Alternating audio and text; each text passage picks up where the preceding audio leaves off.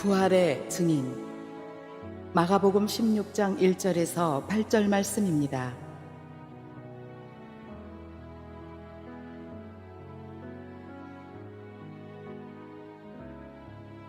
안식일이 지남에 막달라 마리아와 야고보의 어머니 마리아와 또 살로메가 가서 예수께 바르기 위하여 향품을 사다 두었다가 안식 후 첫날 매우 일찍이 해 돋을 때 그 무덤으로 가며 서로 말하되 누가 우리를 위하여 무덤 문에서 돌을 굴려주리요 하더니 눈을 들어본즉 벌써 돌이 굴려져 있는데 그 돌이 심히 크더라. 무덤에 들어가서 흰 옷을 입은 한 청년이 우편에 앉은 것을 보고 놀라매 청년이 이르되 놀라지 말라. 너희가 십자가에 못 박히신 나사렛 예수를 찾는구나. 그가 살아나셨고 여기 계시지 아니하니라. 보라, 그를 두었던 곳이니라. 가서 그의 제자들과 베드로에게 이르기를 예수께서 너희보다 먼저 갈릴리로 가시나니 전에 너희에게 말씀하신 대로 너희가 거기서 배우리라 하라 하는지라. 여자들이 몹시 놀라 떨며 나와 무덤에서 도망하고 무서워하여 아무에게 아무 말도 하지 못하더라. 아멘. 부활의 아침입니다. 하나님의 은혜가 여러분 모두에게 충만하게 넘쳐나시기를 주의 이름으로 축원드립니다. 남인도 교회 최초의 원주민 감독이었던 아자리아 감독이 이런 질문을 받았답니다. 감독님께서는 그리스도에 대해 한 번도 들어보지 못한 마을에 있다면 그곳에서 무엇을 전하시겠습니까? 아자리아 감독은 말했습니다. 부활입니다. 복음에 대해 들어보지 못한 마을에서 전해야 할 메시지가 있다면 그것은 단연코 부활입니다. 그렇습니다. 부활은 복음의 일부가 아닙니다. 부활은 복음의 핵심이며 복음의 절정입니다. 만일 부활이 없는 복음이 있다면 그것은 복음이라 말할 수 없습니다. 복음은 부활의 복음이고 성도는 부활의 증인이며 교회는 부활의 공동체요 기독교는 부활의 종교입니다. 우리가 믿는 이 믿음 안에 이 부활은 우리 믿음의 전부와 같다 할 수가 있습니다. 영국의 유명한 저널리스트 프랭크 모리슨이라는 사람이 Who Moved the Stone이라는 누가 돌을 옮겼는가라는 책을 썼습니다. 그는 부활을 탐구하는 사람이었습니다. 구도자의 마음으로. 그가 생각하기에 기독교는 참 세련되고 참 신사적인 종교였는데 이 부활이라는 것은 기독교의 그런 세련되는 신사적인 그런 종교의 모습을 반감시키고 있다. 어떻게 그 부활이라는 신화적인 이야기가 이 기독교 신앙 안에 있는가? 부활만 빠진다면 기독교는 더 세련돼질 텐데 라고 부활을 연구하고 그 연구한 자료를 책으로 내기를 소원했습니다. 그래서 부활의 사건을 들여다보고 또 살펴보고 그렇게 한 결과 결국 그는 그 부활의 사건 앞에 두 손 들고 항복할 수밖에 없었습니다. 부활은 더 이상 신화가 아니라 역사적인 사건이구나 하는 것을 고백할 수밖에 없었습니다. 여러분, 모든 종교가 종교화되기 위해서는 상당한 시간이 지나야 합니다. 한 명의 사람이, 한 명의 성인이 의인화되고 더 나아가면 신격화되기 위해서는 그 당시 그 사람과 함께 살았던 사람들이 다 목숨을 거두고 죽어야 그 사람에 대해 미화하고 과장하고 그를 신격화시킬 수 있는 것입니다.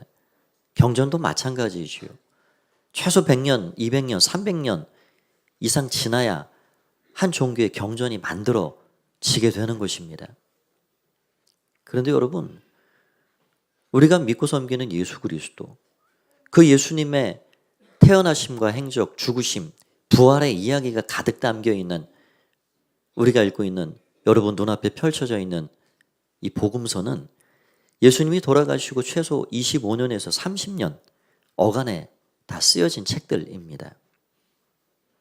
그러니 예수님과 함께 먹고 마시고 그분과 함께 모든 것을 동고동락하며 그분에게서 떡을 받아 먹기도 하고 눈먼 이를 눈뜨게 하고 죽은 이를 살리는 그 장면을 다 함께 목도했던 이들이 여전히 널려있는 시대이죠. 만일 예수님의 부활이 어떤 조작에 위한 것이었다면 그것은 수많은 증인들 앞에 가당하지 않은 일이었을 것입니다. 예수님 부활하시고 그 예수님의 십자가 형을 주도했던 종교 지도자들이 제자들이 꾸며낸 이야기다. 제자들이 예수의 시체를 훔치고 부활했다 말한다. 라는 것이 만일 사실이라면 그것은 매우 어리석은 일입니다. 왜냐하면 만일 그것이 정말 그들의 주장 같았다면 아리마대 요셉 그 무덤에서 예수의 시체를 꺼내서 마차에 싣고 예루살렘을 한 바퀴만 돌면 모든 부활 논쟁은 거기서 끝나버리기 때문입니다. 그러나 그들은 그렇게 할 수가 없었습니다. 왜냐하면 아리마대 요셉의 무덤에는 예수님의 시체가 더 이상 놓여있지 않기 때문입니다. 예수님은 더 이상 그 죽은 자의 무덤에 계시지 않습니다. 예수님은 부활하셨습니다. 여러분, 제자들이 만약에 너무나도 훌륭한 선생님, 예수님을 우리가 종교화 만들어야 되겠다. 예수님은 평범한 인간이 아니고 그 이상 어떤 신과 같은 분이다 해서 그들이 부활을 서로 입맞추고 그렇게 부활을 전했다면 그것이 지금 우리에게까지 전달이 되었을까요? 그 부활을 목숨을 걸고 증거할 수 있었을까요? 아니 그 11명, 12명의 제자가 양심 고백이라도 하는 날이면 모든 것이 물거품 되고 말 것입니다. 그러나 그들은 직접 주님과 함께 먹었고 잠을 잤고 말씀을 나누었고 함께 복음 전도의 일들을 감당했고 십자가에 달려 죽으시는 것을 목도했고 부활하신 예수님을 만났기에 그들은 목숨을 하나뿐인 목숨이라도 걸고 주님의 십자가와 부활을 증거하는 자들이 된 것입니다. 여러분, 부활은 그래서 교회가 만들어낸 것이 아니라 부활이 교회를 만든 것입니다. 다시 말씀드립니다. 부활은 교회가 만든 것이 아니라 부활이 교회를 만들었습니다. 부활은 사실입니다. 부활은 역사적인 사실이고 오늘 그 부활이 과연 나에게 어떤 의미를 주고 있는가 그것을 우리는 다시 생각해야 할 필요가 있습니다. 오늘 부활의 첫 증인, 부활하신 예수님을 처음 만난 사람들은 바로 여인들이었습니다. 오늘 읽은 마가복음 16장 그 앞서 15장 40절, 47절, 16장 1절의 말씀에 보면 그 예수님의 장례 이후에 함께 했던 여인들이 소개가 되어 있는데 그 이름들이 기록이 되어 있습니다. 이 9절 안에 3번이나 그 이름이 기록되어 있습니다. 그 중에 단연 막달라 마리아의 이름이 가장 앞서 핵심적으로 소개되어 있습니다. 당시 여인들은 법정 앞에 설 수 없는 증인으로 채택될 수 없는 사람들이었습니다. 만일 이 부활을 조작할 것이라 치면 법정에 설 수 없는 증인으로 택할 수도 없는 여인들을 동원할 이유가 없습니다. 그것도 막달라 마리아는 누구입니까? 누가복음 7장에 보면 막달라 마리아는 7 귀신 들렸던 여인이었습니다. 예수님 만나 새로운 인생을 살게 돼 예수님 따르는 제자가 되었지요. 그랬던 그 여인, 7 귀신 들렸던 그 여인, 법정에 설 수 없는 증인이 될 수도 없었던 그 여인을 부활의 첫 증인으로 세워놓았다 하는 것은 정말 그랬기 때문입니다. 만일 이 복음서를 마가가 정말 지식 있는 지성인들에게 정말 이해될 만큼 세련되게 이 책을 쓸 유형이었다 그러면 부활의 첫 증인을 여인들로, 그것도 막달라 마리아를 내세워서는 안 되는 일이지요. 니고데모나 다른 여타 훌륭한 지식인들을 세워야 마땅한 일입니다. 그러나 성경은 우리에게 모든 것을 진실하게 그대로 증거해 주고 있습니다.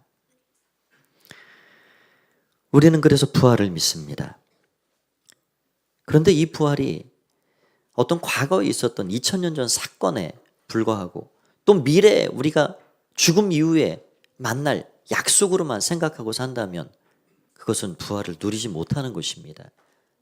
부활은 바로 이 순간 현재를 누리고 살아야 할 내 삶의 능력이 되어야 합니다. 부활은 무엇입니까? 모든 것을 역전시키는 인류 최고의 대역전 드라마입니다. 우리는 부활을 알고 부활을 믿기 때문에 그래서 인내할 수 있고 우리 인생의 문제 앞에서 당당할 수도 있고 우리는 부활을 믿고 알기 때문에 내 뜻이 아닌 하나님의 뜻에 순복할 수 있고 우리는 그 부활을 믿고 알기 때문에 나 자신을 드리고 헌신하며 때로는 손해를 감수할 수도 있는 것입니다. 사망이 생명으로 역전된 사건, 실패가 승리로 뒤바뀐 사건.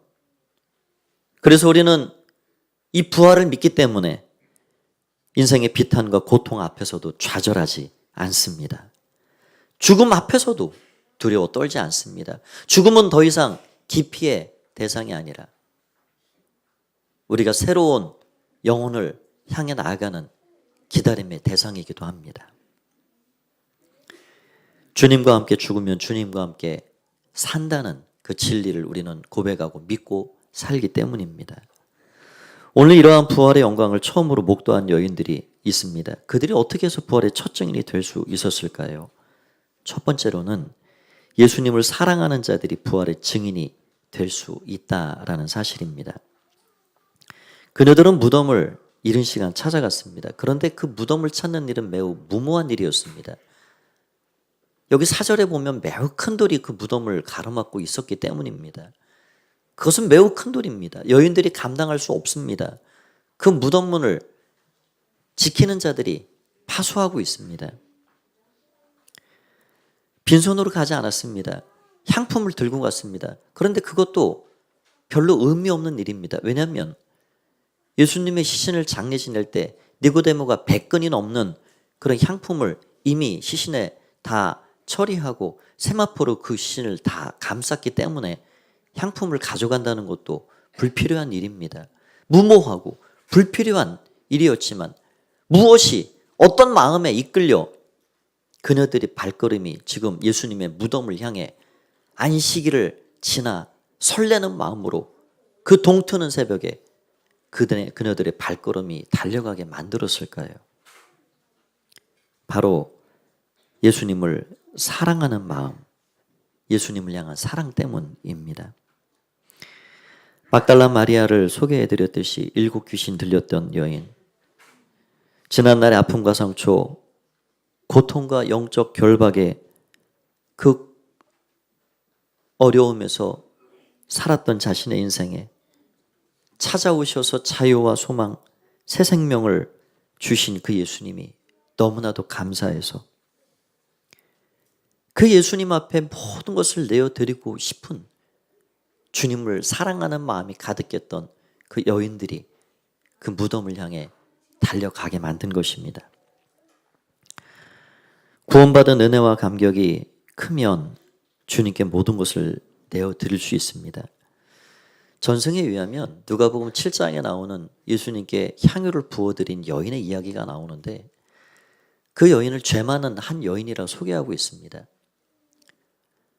그녀가 막달라 마리아라고 명확하게 이야기하기는 어렵지만 충분히 근거가 있을 만한 이야기입니다.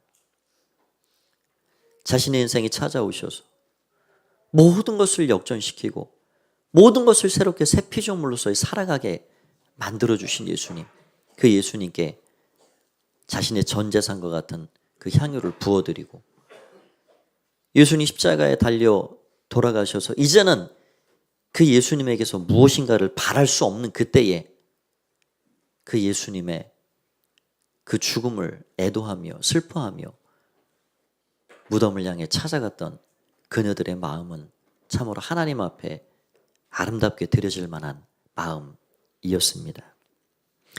주님께로부터 받은 사랑을 주님을 향한 사랑으로 승화시키는 그녀들의 마음, 하나님은 그녀들을 부활의 첫 증인으로 삼아 주신 것입니다. 예수님이 이 땅에 오셨을 때도 마찬가지입니다. 베들레헴 말구 위에 태어나신 예수님, 그 아기 예수님께 첫 예배자가 된 사람들은 바로 다름 아닌 베들레헴 목자들이었습니다. 들판에서 한밤을 지새며 추위를 견디며 양을 돌보는 목자들. 그 목자들은 아이러니하게도 제사에 드릴 양을 기르면서 제사와 예배에는 소외되었던 자들입니다. 왜냐하면 안식일에도 양을 지켜야 하기 때문입니다. 하나님은 예배에서 소외된, 그래서 안식일을 지키지 못해 부정하다 말해지는 그 목자들을 아기 예수님을 처음 보고 그 아기 예수님께 처음 예배드리는 예배자들로 불러주셨습니다. 법정의 증인으로 설 수 없는, 그것도 7 귀신들요, 누구도 소망 없다고 말하고 손가락질했던 그 막달라 마리아와 그 여인들을 부활의 첫 증인으로 삼아주신 것을 보면 우리 하나님은 정말로 세심하시고 정말로 세밀하시고 정말로 배려가 많으시고 정말로 좋으신 분이구나 하는 사실을 알게 됩니다. 저와 여러분이 그 하나님을 아버지로 모시고 섬기고 있는 것입니다. 그 하나님께 감사한 마음을 오늘 우리의 마음으로 올려드리면 좋겠습니다.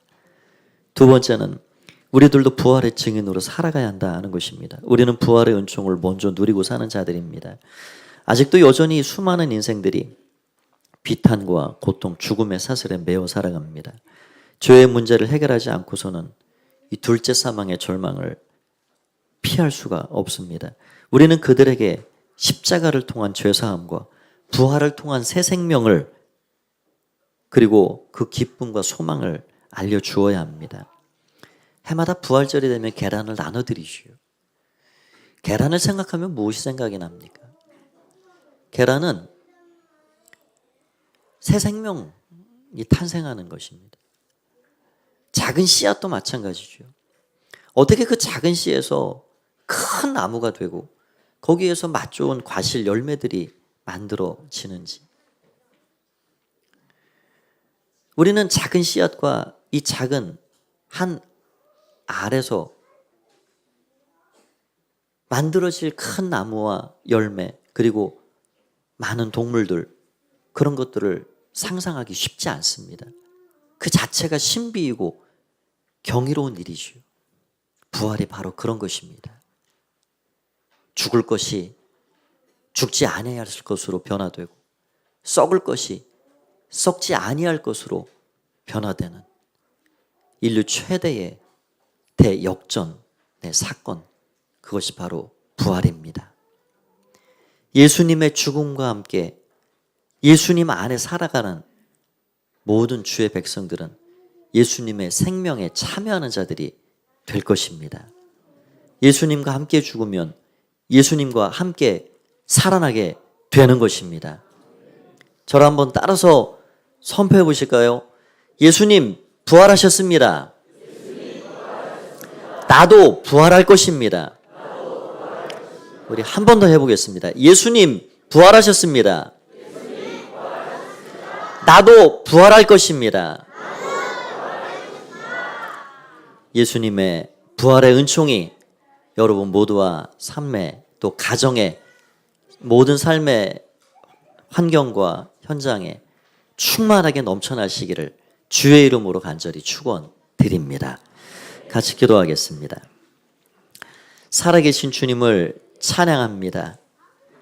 예수님 부활하셨고 나도 부활할 것입니다. 2000년 전 사건이 지금 나에게 능력이고 우리는 장차 그 부활에 참여할 자가 되어 그래서 인내하고 그래서 소망하고 그래서 견디고 그래서 힘을 내고 그래서 현재의 모든 아픔과 고통도 헤쳐나가는 하나님의 백성이 되게 해주셔서 감사합니다. 이 부활의 능력, 내 능력임을 믿고 날마다 찬양하며 감사하며 이 능력을 힘입어 승리하며 살아가는 주의 백성들이 다 되게 하여 주시옵소서. 이후에 드려지는 우리의 찬양을 하나님 홀로 영광 받아주시고 우리 모두가 같은 마음으로 부활의 은총을 노래하고 찬양하는 귀한 시간 되게 하여 주시고 이 찬양을 통하여서 기쁨이 충만하고 어둠이 사라지고 주의 평안과 은혜가 충만한 복된 시간 될 수 있도록 축복하여 주시옵소서. 예수님의 이름으로 기도하옵나이다. 아멘.